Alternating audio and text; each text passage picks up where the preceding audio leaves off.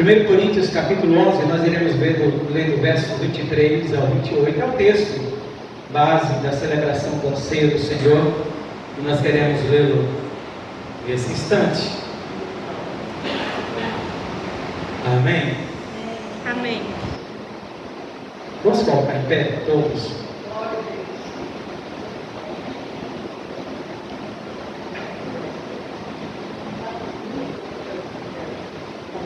Porque eu recebi do Senhor, que também ensinei para vocês, que o Senhor Jesus, na noite que foi traído, tomou o pão, e tendo dado graça, o partiu e disse: tomai e comei, isso é meu corpo que é partido por vocês. Façam isso todas as vezes que comerem em minha memória. Por semelhante, depois de cear, tomou o cálice, dizendo: este cálice é a nova aliança no meu sangue. Fazei isso todas as vezes que vocês beberem em memória de mim.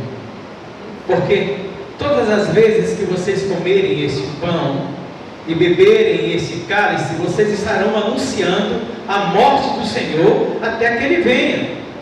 Portanto, qualquer que comer este pão ou beber o cálice do Senhor indignamente será culpado do corpo e do sangue do Senhor. Examine-se, pois, o homem a si mesmo, e assim coma do pão e beba deste cálice. Todos estar sentados. Queria que você agora, com os olhos fechados, por favor, por um instante, colocasse a mão no lado que está o seu coração e pedisse a Deus que fale com você profundamente, como nunca neste lugar nesta noite. Peça a Deus que te confronte de tal maneira que você caia aos seus pés confiadamente. Peça, Senhor Deus, fala profundamente. Faça a oração do salmista: Senhor, vê se há em mim algum caminho mal e guia-me pelo caminho da justiça, pela vereda da justiça. Fala comigo através da tua palavra. Não quero nem que você repita as palavras que eu estou falando, mas que você reflita e de fato peça a Deus para falar com você nesta noite através dessa palavra. Enquanto eu oro, você faz a sua oração. Deus amado, em nome de Jesus, Pai amado, como é grande a alegria que sentimos de estar reunidos neste lugar nesta noite. Como é grande, meu Deus, a alegria, a espontaneidade de estarmos reunidos aqui e poder celebrar ao Teu santo nome. Meu Deus, como é bom poder tributar louvor ao Teu santo nome neste lugar, Senhor. Recebe o nosso culto, meu Deus. Recebe a nossa adoração. Nós temos sentido a Tua presença, a alegria do Teu Espírito em cada canção, em cada palavra, em cada expressão nesta noite. E te pedimos, mais uma vez, confronta-nos pela Tua palavra, abre, rasga os nossos corações, encha-nos do Teu Espírito e mostra-nos, Senhor amado, naquilo que temos nos afastado de Ti. Mostra para que nós façamos o caminho de volta e nos aproximemos de Ti. A Tua palavra que faz isso, Senhor. Não é o bem falar de quem prega, não é o conhecimento profundo de quem fala, mas é o Teu Espírito que nos convence e que nos mostra a verdade. Nesta noite, mais uma vez, te pedimos encarecidamente, fala conosco, no nome de Jesus. Amém, Jesus. Amém, Senhor. Meus irmãos, é sempre muito bom sentar à mesa com aqueles com quem nós amamos. Como é bom poder sentar à mesa juntamente com familiares, juntamente com amigos, né? Para celebrar a vida, para degustar uma boa alimentação e para bater o papo, para rir um pouco juntos, para gozar da comunhão e não somente da comunhão física, emocional, essa afetividade que existe ao redor da mesa com as pessoas que nós amamos, mas também degustar do que e tomar posse daquilo que aquela mesa, falando materialmente, proporciona para a gente. Não tem coisa melhor do que isso. E nessa noite nós estamos diante de um texto que, depois da instituição da ceia do Senhor como sacramento, como ordenança do Senhor, aliás, é bom sempre reafirmar que nós só temos 2 sacramentos, ou 2 mandamentos, que é a ceia do Senhor e o batismo.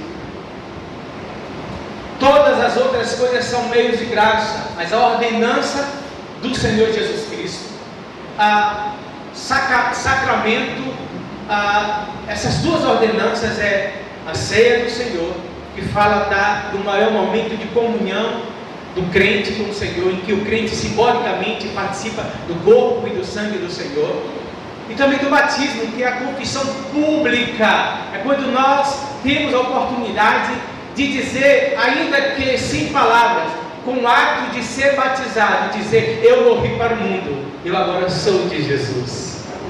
Então esses são os 2 sacramentos, e Jesus foi quem instituiu, e nós estamos falando de um sacramento ou de uma ordenança, talvez a principal, que fala da comunhão do crente, da ligação do crente com o Senhor Jesus.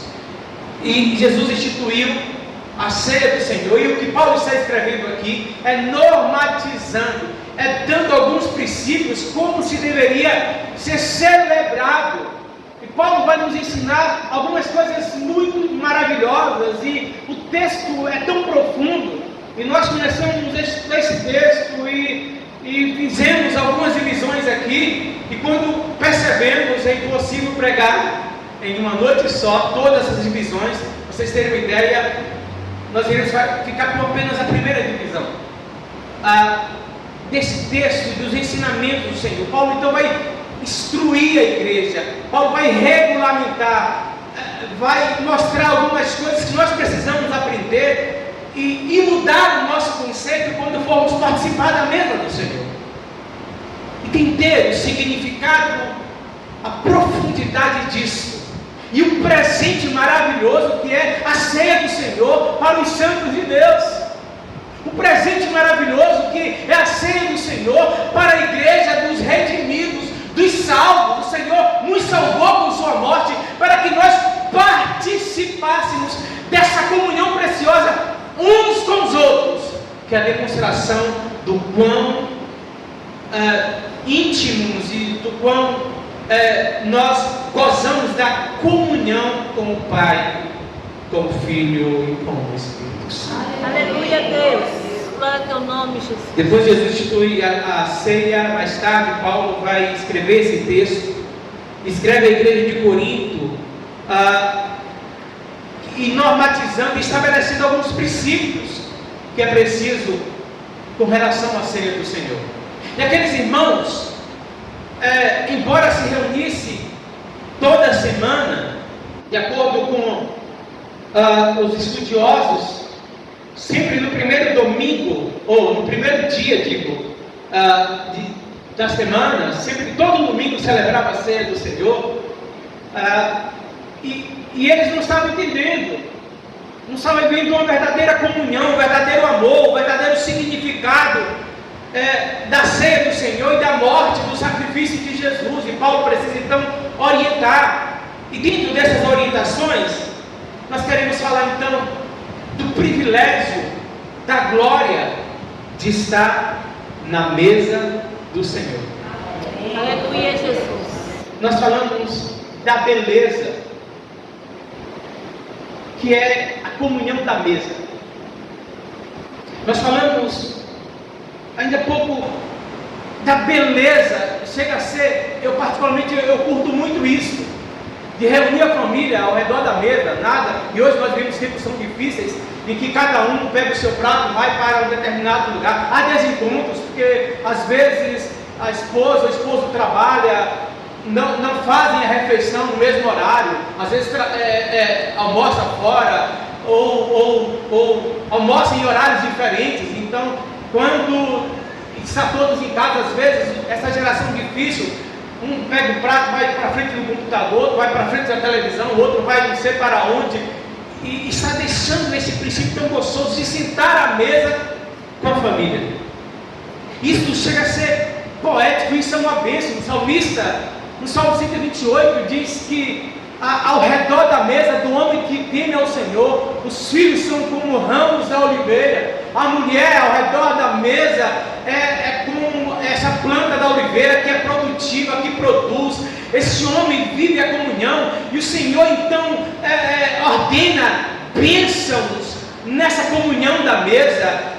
E nós estamos falando agora de estarmos sentados à mesa da graça de Deus, usufruindo desta comunhão na mesa da graça de Cristo, nessa grande festa, nesta grande celebração, nesse grande convite para que nós sentemos à mesa do Senhor em lugares de honra. Aleluia, Deus. E muitos não têm mais valorizado isso. Muitos já não valorizam sentar ao redor da mesa da graça de Deus e da comunhão. Nós queremos pensar um pouco nisso. Na mesa da graça de Cristo, nós somos chamados a ter um olhar ao passado, a dar um olhar para trás. Nós somos convidados, versículos 24 e 26 dizem assim: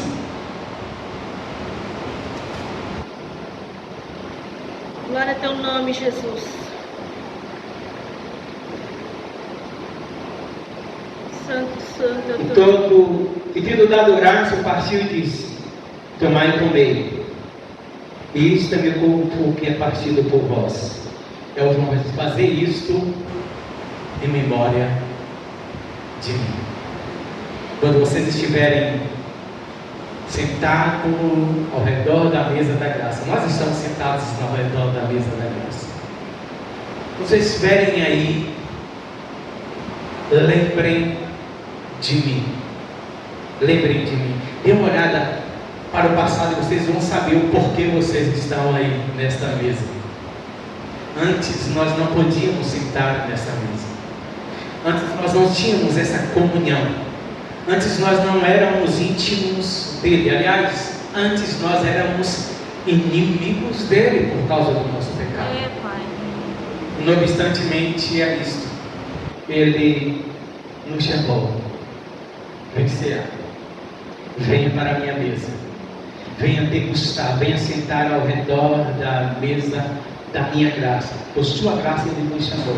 Então quando nós vimos aqui, adentramos por aquela porta, eu não estou falando somente da ceia do Senhor, deste momento especial que a gente celebra uma vez por mês. Eu estou falando de saber que nós já entramos pela porta da graça e nós já fomos assentados, colocados por Ele ao redor da sua mesa, e nós podemos desfrutar da sua graça todos os dias. Aleluia, Deus. E devemos fazer dando uma olhada para o passado e para trás e dizer: porque eu tenho o privilégio de estar aqui, porque eu fui chamado para estar, foi por causa da morte.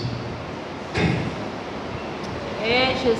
Nós somos chamados a olhar para o passado. Versículo 26 também diz assim, a mesma coisa: fazei isso todas as vezes em memória de mim, porque todas as vezes que vocês comerem este pão e beberem esse cálice, vocês estarão anunciando a morte do Senhor até que Ele venha. Esse olhar para trás é justamente para olhar para a morte de Jesus. Esse olhar para trás é justamente para lembrar do sacrifício dele na cruz do Calvário. Esse olhar para trás não apenas para ter uma lembrança e às vezes até se emocionar ou se revoltar, porque aqueles judeus, porque aqueles romanos, porque aquele Judas, porque aquele Pedro, aqueles judeus que o condenaram à morte e o julgaram, incitaram para que as autoridades romanas o prendessem e o matassem. Aquele Judas, porque o traiu e o vendeu por 30 moedas, estando mesmo participando da mesa dele. Aquele Pedro, porque na hora em que ele precisava estar ali, ele negou, dizendo que não era, que não conhecia, que não sabia quem era ele. E a gente se revolta porque eles fizeram isso. Não é para a gente olhar para trás e lembrar de tudo isso, mas olhar para trás e saber que ele morreu na cruz do Calvário para assumir o meu lugar. Foi a sua morte que foi a entrada, foi a possibilidade, foi o convite, foi o passaporte para que eu estivesse nesta mesa. Amém. Aleluia, Jesus. Somos chamados a relembrar o significado da cruz de Cristo. A cruz sempre foi a representação, principalmente ali do Império Romano, que era o castigo, era a eliminação dos inimigos de Roma. Então a cruz era ou representava castigo, morte, punição para os inimigos de Roma. Era um elemento de tortura aos inimigos de Roma. A cruz representava a morte, a vergonha, a vexação. Há uma tortura cruel. A pessoa era pendurada ali e morria. Morria com um sofrimento e uma dor atroz. Cristo ainda mais perversamente foi judiado, foi crucificado. A cruz representa a morte e tortura, principalmente aí do século 6 a.C. até o século 4 depois de Cristo. A cruz era a principal tortura dos inimigos. Morte cruel. Até o século 4, principalmente, era usado para esse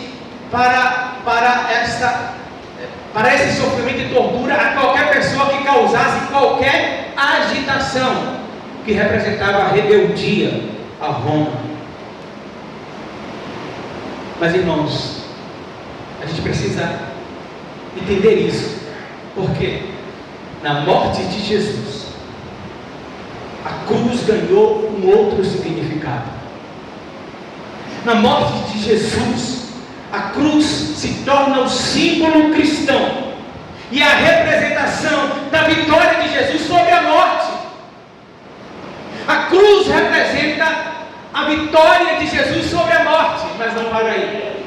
Representa a libertação que Jesus nos deu dos nossos pecados. Ele levou sobre si as nossas dores, ou seja, é a nossa libertação. Nós não estamos mais como escravos do pecado. Jesus venceu a morte e o pecado. A cruz representa a morte, a nossa redenção, e representa também a ressurreição e a vida eterna que Ele conquistou para nós. Aleluia, Jesus. Glória a Deus. Vazante é uma das poucas cidades no Brasil que tem um símbolo disso. O verdadeiro símbolo da cruz. Eu não sei se vocês sabiam isso.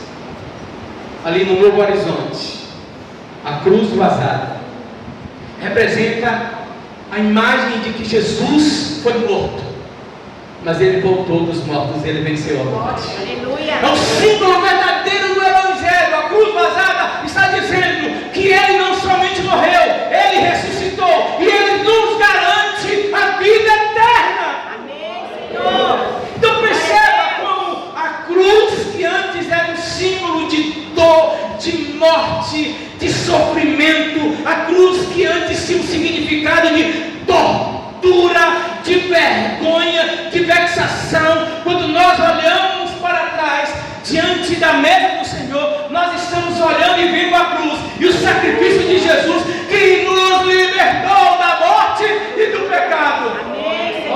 Ele nos libertou. Amém. Por isso que Paulo, escrevendo aos Gálatas, no capítulo 6, ele vai falar que a cruz é motivo de orgulho para ele.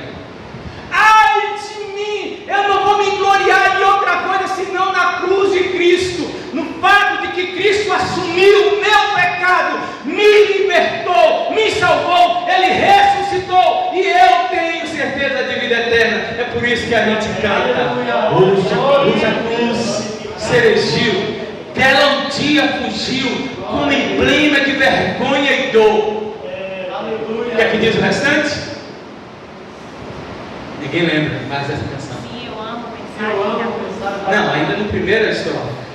Hoje cruz se erigiu, dela um dia fugiu, como emblema de vergonha e dor.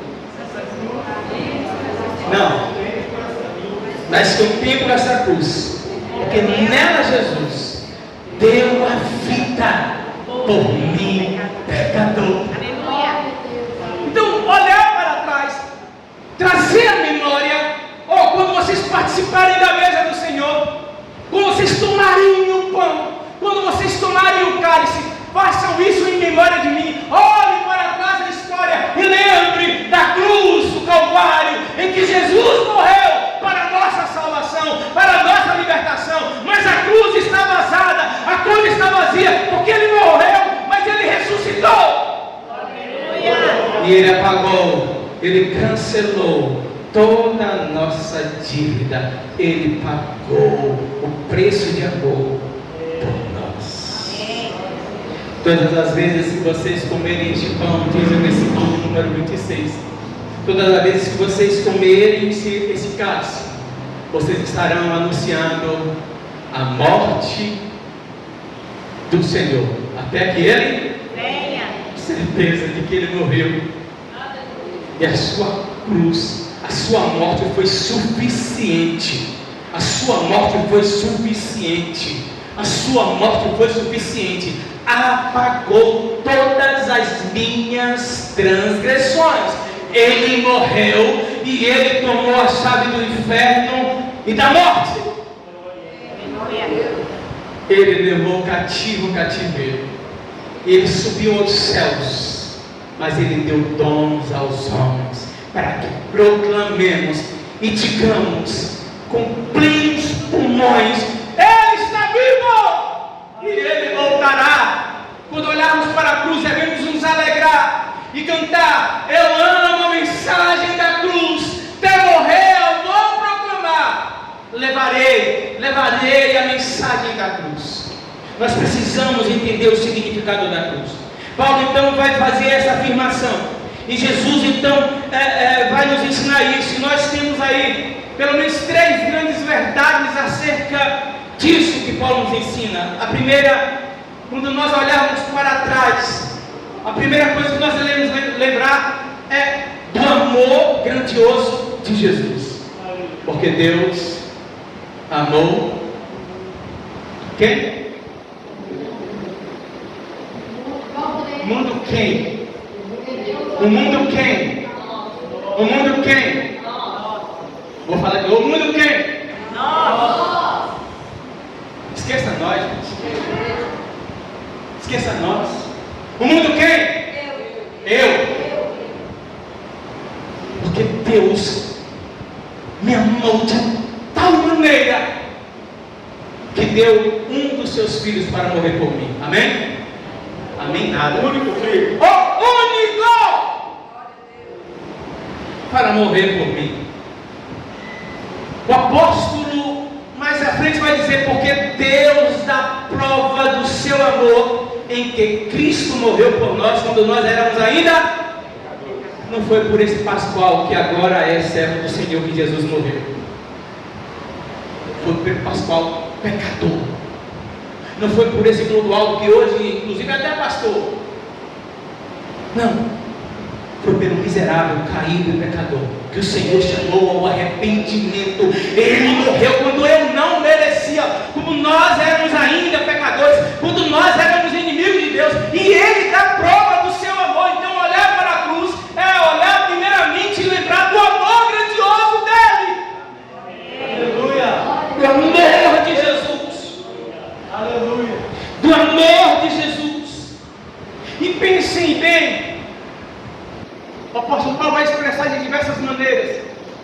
e vai dizer, todo o Novo Testamento, aliás, vai deixar isso claro, que Jesus foi para a cruz não lamentando, não murmurando, não reclamando. Uma vez ele foi tentado a pedir ao Pai que, se possível, livrasse ele da cruz, livrasse ele da vergonha, da vexação, da separação do Pai, porque quando ele estava na cruz, assumiu o nosso pecado. Diz o texto que Deus virou as costas para ele, por causa do meu pecado, e do meu pecado. E ele me amou, e tendo amado, ele morreu por mim na cruz do Calvário. Então, olhar para a cruz de Cristo, olhar para fazer memória de Jesus, participar da ceia do Senhor, participar da mesa da graça, lembrando de Jesus, é lembrar do seu grandioso amor, revelado na cruz do Calvário. A ceia do Senhor também, outra coisa que a gente precisa entender, irmãos, e eu queria que vocês repetissem isso: a ceia do Senhor não é um funeral. A gente está celebrando. Aleluia. A gente está celebrando. Glória a Deus. A gente está celebrando a morte de Jesus. Então a gente não pode ficar moribundo, triste. A gente canta o sacrifício de Jesus. A gente se alegra com o fato e a verdade de que Ele morreu em meu lugar, para que eu vivesse para a glória dEle, para que eu celebrasse a sua vitória sobre a morte e sobre o pecado. Quando nós viemos aqui e tomamos o cálice e o pão, nós estamos dando um brado de vitória e de alegria, celebrando Deus e anunciando que Ele morreu. Mas eu devo anunciar até que Ele venha. Ou seja, Ele morreu, mas Ele saiu da cruz, Ele saiu da sepultura, Ele ressuscitou. Aleluia! Ele prometeu: eu vou voltar para buscar vocês. Então, quando eu estou tomando a ceia do Senhor, eu estou celebrando. Eu não estou em culto fúnebre, que é natural que estejamos tristes, moribundos, sem graça, murchos. Mas nós estamos celebrando o fato de que Ele venceu a morte. Ele está vivo. Aleluia. A cruz e a ressurreição de Jesus é a coroação dele. A coroação dele. Porque naquele mesmo dia Ele subiu aos céus, depois de aparecer e de andar com seus discípulos por um período de cerca de 40 dias.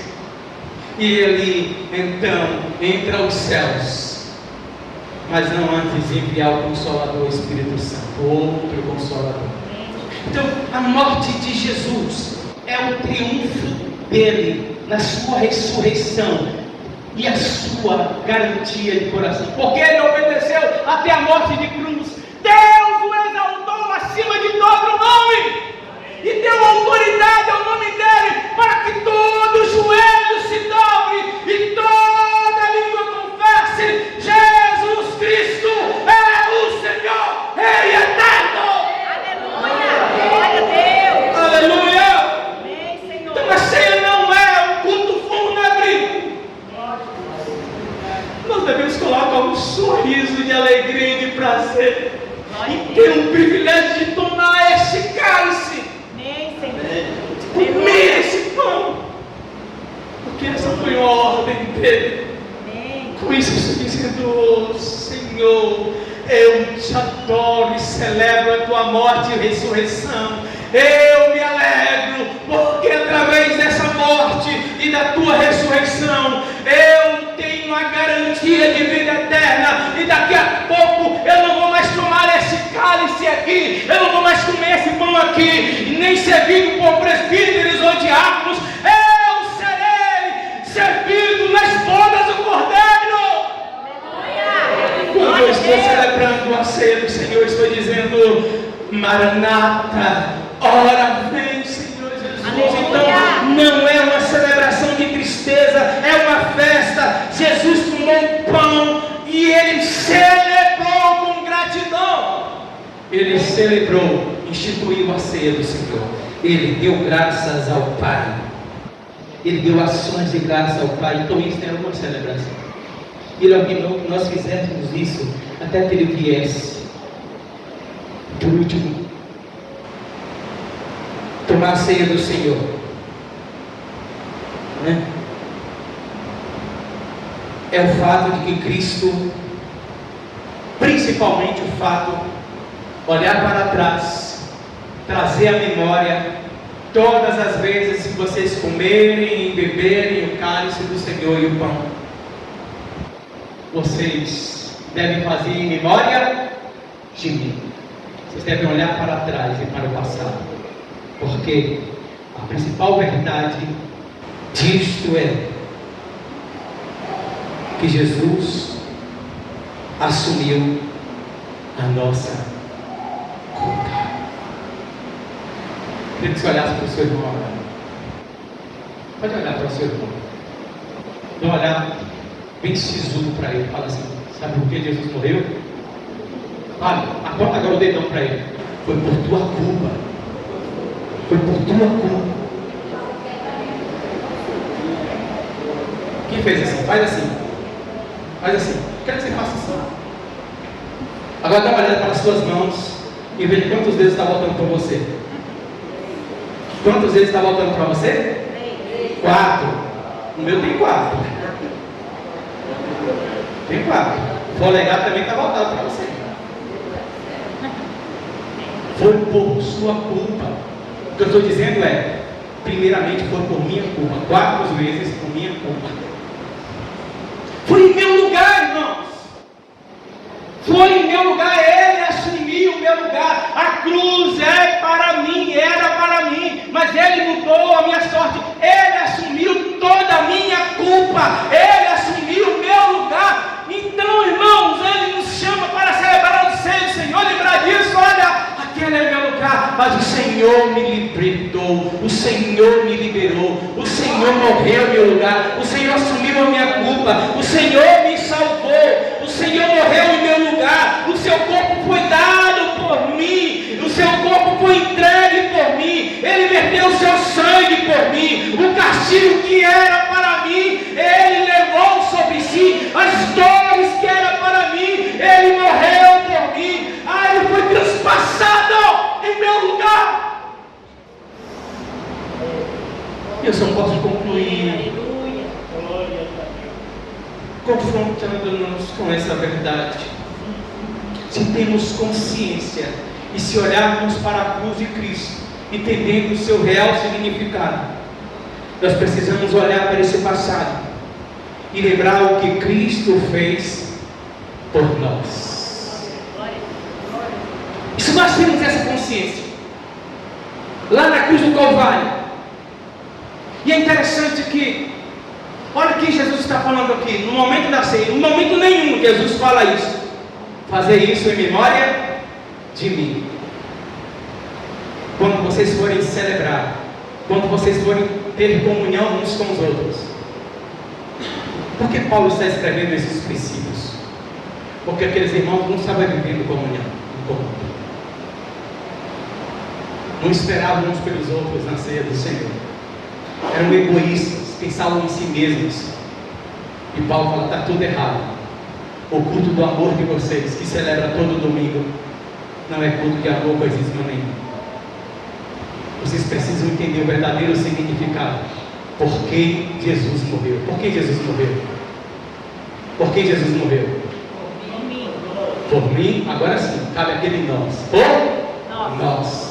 Não foi somente por mim. Foi pela igreja, foi pelos santos, para que nós vivêssemos em comunhão. Então, se nós temos consciência do significado da morte de Jesus, do significado da cruz de Jesus, nós não dá de forma alguma.